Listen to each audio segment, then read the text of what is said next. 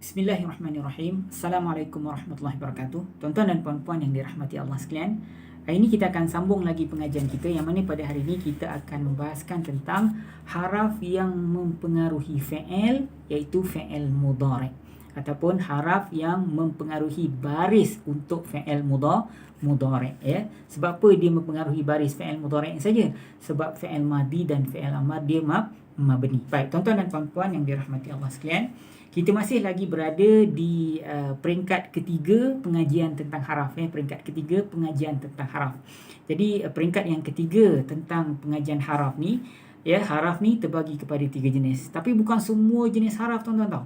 Ini semua haraf-haraf yang boleh memberi ataupun yang boleh mempengaruhi baris kalimah isim, dan yang boleh mempengaruhi baris kalimat fi'il, dan haraf yang boleh mempengaruhi dua-dua sekali. Ada jenis haraf yang dia hanya mampu mempengaruhi baris untuk kalimat isim saja. Contohnya haraf jar, kan. Kalau selepas haraf jar tu bukan kalimat isim, so nak buat macam mana? Dia tak bekerja lah. Ataupun kalimat fi'il. Fi'il ni jenis yang kedua, haraf yang boleh mempengaruhi kalimat fi'il saja, iaitu fi'il mudhari'. Kalau dijumpa fi'il lain, dia tak bekerja. Kalau dijumpa isim, dia tak bekerja. Dia hanya bekerja untuk fi'il saja. Dia boleh mampu mempengaruhi kalimat fi'il saja, iaitu fi'il mudhari'. Ya. Yang pertama, haraf yang boleh mempengaruhi kalimat isim saja. Yang kedua, haraf yang boleh mempengaruhi kalimat fi'il saja. Yang ketiga ialah haraf yang boleh pengaruhi dua-dua. Dia jumpa kalimat isim pun dia bekerja, dia jumpa kalimat fi'il pun dia bekerja. Baik, dalam pertemuan kita yang lepas, tuan-tuan, saya dah jelaskan pada tuan-tuan tentang jenis haraf-haraf yang boleh mempengaruhi hanya kalimat isim. Tuan-tuan tahu kan, yang pertama haraf jar. Yang kedua inna dan adik-beradik dia. Yang ketiga ialah haraf seru, ya, ayyuha dan sebagainya, kan. Yang keempat ialah haraf pengecualian, kan. Biasanya illa, kecuali kita jumpa, Dan yang terakhir, yang kelima ialah waw ma'iyah ataupun waw bersama. So itu adalah haraf-haraf yang mempengaruhi kalimat isim, yang mampu mempengaruhi baris hujung kalimat isim. Sebab dia itulah hujung kalimat isim sebelah dia tu, selepas dia tu baris bawah. Sebab kalimat haraf itulah isim selepas dia tu jadi baris atas. Sebab dia lah, macam itulah, tuan-tuan. Jadi disebabkan oleh haraf inilah menyebabkan kalimat isim selepas dia tu berbaris atas ke, berbaris bawah ke, berbaris depan ke, macam tu. Okey, hari ni, tuan-tuan, saya nak jelaskan pada tuan-tuan tentang haraf-haraf yang boleh mempengaruhi kalimat fi'il pula. Fi'il saja, kalau jumpa isim dia tak bekerja. Bos dia fi'il, iaitu fi'il mudhari', fi'il mudhari'. Okey, apa dia haraf-haraf yang boleh mempengaruhi baris kalimat baris ataupun pangkat kalimat fi'il mudhari', tuan-tuan? Yang pertama ialah haraf baris atas ataupun haraf nasab, kalau tuan-tuan masih ingat. Dan gelaran kita dalam pengajian kita panggil dia geng kereta, ingat tak? Geng-geng kereta. So dia hanya boleh mempengaruhi baris kalimat fi'il saja. Jadi kalau haraf baris atas ni, tuan-tuan, ataupun haraf nasab ni, dia jumpa saja kalimat fi'il, ataupun selepas haraf ni ada kalimat fi'il mudhari'. So apa dia buat dekat fi'il mudhari' tu? Mudah je, Ustaz. Ni kan haraf baris atas. Jadi kerja dia apa? Membaris ataskan fi'il mudhari' lah. Apa dia kalimat-kalimat dia? An, lan, idzan, kai, la, atau fa, la supaya, fa supaya, dan hatta. Hatta maknanya sehingga ataupun hingga. Itulah dia apa kita panggil haraf-haraf nasab ataupun haraf-haraf baris atas. Sebab dia ni lah fi'il mudhari' yang asalnya marfu' baris depan boleh bertukar menjadi baris atas. Tuan-tuan ingat tak? Okey, jenis yang kedua, tuan-tuan. Yang kedua ialah haraf-haraf baris mati, kalau tuan-tuan masih ingat. Haraf-haraf baris mati. Haraf baris mati ni apa dia? Yang pertama in. In maknanya jika, ataupun lau. Lau maknanya kalau.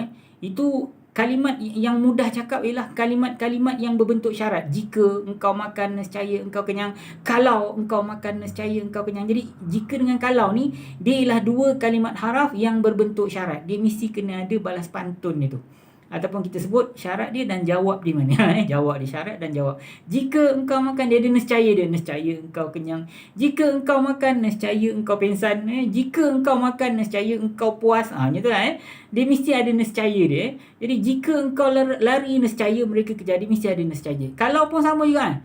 Lau tu maknanya kalau. Kalau engkau makan, nescaya engkau kenyang. Kalau engkau lari, nescaya mereka kejar.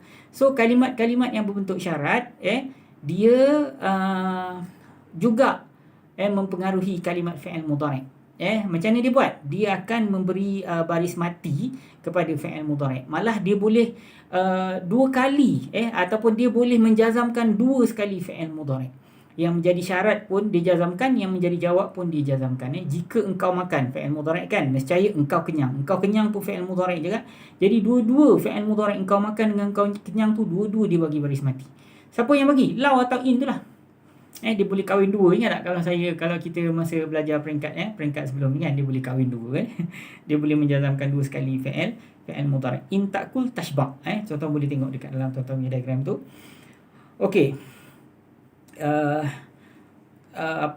Kalau jenis yang lain pula ialah kalimat-kalimat haraf jazam ni tuan-tuan, yang boleh menjazamkan satu fi'il mudhari' saja. Lam, lamma, la ataupun li hendaklah, atau dipanggil lamul amar, dipanggil lamul amar. Tuan-tuan boleh tengok dalam tuan-tuan punya diagram. Sekejap lagi saya akan ulang balik dalam bentuk tunjukkan diagram. Kita fokus dekat kamera kita nanti, insya-Allah tuan-tuan boleh tengok.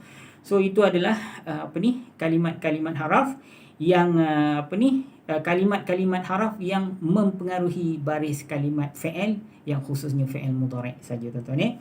So nanti pada pertemuan kita akan datang, kita akan bahaskan tentang haraf-haraf yang boleh mempengaruhi dua-dua sekali. Jumpa isim pun dia bekerja, jumpa fi'il mudhari' pun dia bekerja. So tuan-tuan, hari ni saya nak ajak tuan-tuan pergi ke muka surat 17 juzuk 1 muka surat 17 surah Al-Baqarah. Kita akan bahaskan ayat 110. Wa aqimus salah wa atuz zakata. Kita ambil haraf-haraf yang kita jumpa dekat sini. Sebahagian di antaranya ialah haraf yang boleh mempengaruhi kalimat yang lain. Sebahagian daripada haraf yang kita jumpa ni dia tak bekerja, dia tidak mempengaruhi kalimat yang lain. So tuan-tuan ready? Dia bukan atas, dia dekat bahagian tengah tapi bawah sikit. Ayat 110. Kita mula dengan wa aqimus salat. Tuan-tuan jangan lupa tau, ayat Quran ni dia punya nombor letak di hujung tau, bukan di pangkal. Jadi kalau tuan-tuan tengok wa aqimus salat tu, sebelum tu tuan-tuan nampak nombor 109 tau. Tapi sebenarnya itu bukan nombor ayat dia tau. Nombor ayat dia di hujung 110 kan, 110. Tapi dia wa aqimus salat tu sebelum dia tuan-tuan nampak nombor ayat 109. Tapi sebenarnya dia ialah ayat 110, 110. So tuan-tuan ready? Muka surat 17 So kita akan bahas ayat tu sebentar lagi. Saya akan fokuskan diagram kita dulu, jelaskan, kemudian baru kita masuk ayat, insya-Allah. Biarlah saya baca ayat ni dulu tuan-tuan. Kan kita tak payah baca lagi. Sebab kalau saya baca masa kamera ada dekat depan saya terpaksa kena tinjau-tinjau. Jadi selalu saya silap baca. Okey tuan-tuan, saya baca dua ayat. A'udzubillahi minasyaitanirrajim. Wa aqimus salata wa atuz zakah wa ma tuqaddimu li anfusikum min khairin tajiduhu 'indallah innallaha bima ta'maluna basir. Wa qalu lan yadkhulal jannata illa man kana hudan aw nasara tilka amaniyuhum qul hatu burhanakum in kuntum sadiqin. Ayat 110 dan 120.